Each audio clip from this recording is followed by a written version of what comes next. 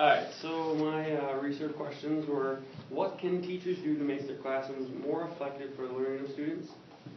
And in what ways does placement of desks and other objects in the room affect the learning of the student? So obviously I have two questions. There's a lot of information, I found a lot of information, and I thought that I should share it, so I threw it all on this board. It's very all together, but I'll try to break it up. Alright, so first I'm going to talk about this infographic. I found it and I was like, well, this is cool. It has all the information I need to talk about on an infographic. And it splits up, so how can design impact learning engagement in students? And it splits it up into lighting, design, personalization, and color. I don't know why it says color. Kind of weird, but alright, so for lighting in the classroom, these are kind of like different things that a teacher could do that can help students. So you can aim for high levels of natural light via large windows, but beware of glare from direct sunlight. Fluorescent lighting in the schools is linked to hyperactivity and lack of attention among some pupils. Control glare by installing high quality opaque blinds that can be easily adjusted by staff. Recreate daylight using high quality artificial lighting in areas where natural light isn't sufficient. So you can create daylight in an area where kids are reading. Good quality lighting significantly influences reading, vocabulary, and science test scores. That's one characteristic. And now the design of the classroom, which I also have all these different desk designs that you could implement in your classroom. Design the layout of a classroom improves concentration, enhances learning, encourages better behavior, and is known to improve student progress. Classroom design should promote collaboration among students. Kind of the point. 50% of knowledge retention rate for discussion group, and there's an 80% retention rate for students teaching others. So in the clusters, students can teach each other while they're in the cluster. Accessible storage is essential in classrooms, provided it doesn't take up functional learning space. This is definitely true in when you're in the kindergarten, first grade, all those elementary levels that storage is needed to have the organization. A varied floor plan provides broader scope for interesting and engaging activity areas, which is particularly important for younger children. Larger, simpler groups with flexible furnishings are more appropriate for older children. And large blank surfaces provide an accessible space for displaying students' work and information. The next characteristic of making the classroom more better to affect the students' learning is personalization. Classrooms with distinct design features are instantly recognizable, creating a more comfortable working environment. Chairs and desks should be comfortable and durable and ergonomic while also being appropriate for the age group. Fixtures, fittings, and equipment should be designed to create a child-centric learning space, and displaying students' work on the walls encourages progress and increases productivity by instilling the sense of achievement. The next one is color. Warm colors such as red, yellow, orange are associated with activity, happiness, and comfort. Cool colors can affect the heart rate, lower blood pressure, reduce behavioral problems. Color is proven to influence mood and behavior as well as brain stimulation and even general health. I found some different colors that what the positives and negatives of each color are. So red in classrooms, some positives of it is active, strong, passionate, grabs and focuses attention. Some negatives of red, it's aggressive and intense. The color yellow, some positives about that color is it's cheerful, highly visible due to the amount of light reflected. Negatives may lead to eye fatigue. Green, positives is it's relaxing, natural, quiet, grabs attention, increases creativity. And some negatives are it's boredom and blandness. The color blue, some positives is it provides comfort, security, grabs attention, increases creativity. And some negatives is it's kind of cold and light walls with a brighter color featured wall are proven to be most effective for learning in the classrooms. Additional color elements in the classroom can help to stimulate student engagement. Consider adding colored chairs, blinds, and desks to add extra color elements. Alright, so that pretty much explains the infographic that I found from one of my research sources. Next, I'm going to talk about different desk designs that you could use in your classroom one day. So the most common one is the traditional rows and columns.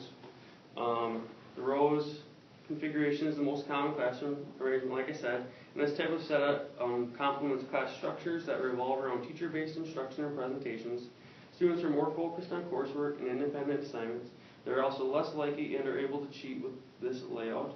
Though the seating arrangement can be used with any class, large classes may often see uneven levels of interaction as students in the front row participate more while those in the back lose focus. This is a teacher-centered instruction, independent learning format, and it's suitable for all class sizes. Some pros of this arrangement is it encourages individual work and productivity, minimizes disruptions and cheating, effective for demonstrations, test taking, and presentations, and it's easier to supervise. Some not-so-pros are discourages student-centered discussion and group work. It's easier for students to lose focus, and uneven distribution of interaction amongst class, and difficulties for teachers to move around in. The next arrangement is the horseshoe in the U-shape. This is a teacher and learner-centered instruction. It's a large group format, and it's best for small and medium-sized classes. Some pros of this one is it's easier to interact with the entire class, encourages discussion and participation, fosters connection between students and educator, and it's a large area for presentations and demonstrations. Some cons of this one is it may overwhelm shy students. It may be difficult to control behavior, and it's not suitable for work in small groups. Alright, then the next arrangement that I have is the clusters. This one is my favorite. I would use this one. This one is predominantly learner-centered instruction. It's a small group format and suitable for all class sizes. Some pros is it encourages interaction of all students, creates a more personal and safe environment for students to convey their ideas, promotes cooperation and teamwork, develops reflection, problem solving, and communication skills, and flexibility to strategically form groups suitable for small spaces. So cons of this one is it decreases productivity. They can get off focus and stuff like that because they're in a group.